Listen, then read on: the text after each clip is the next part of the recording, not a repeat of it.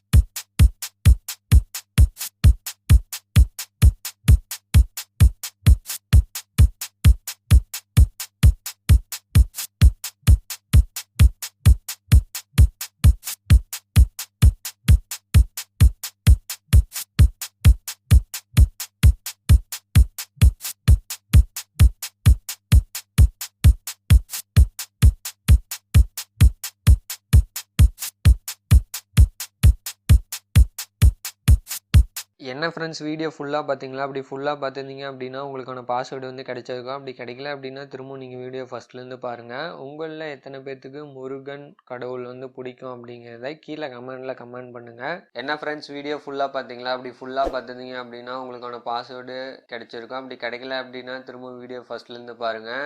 இந்த வீடியோ வந்து உங்களோட யூஸ்ஃபுல்லான வீடியோக்கும் நான் நம்புகிறேன். மேலும் இது போன்ற வீடியோக்களை பார்க்குறதுக்கு தொடர்ந்து நம்மளோட சேனலுக்கு சப்போர்ட் பண்ணுங்கள். மறக்காமல் சப்ஸ்கிரைப் பண்ணுங்கள், லைக் பண்ணுங்கள், ஷேர் பண்ணுங்கள், கமெண்ட் பண்ணுங்கள். Thank you for watching.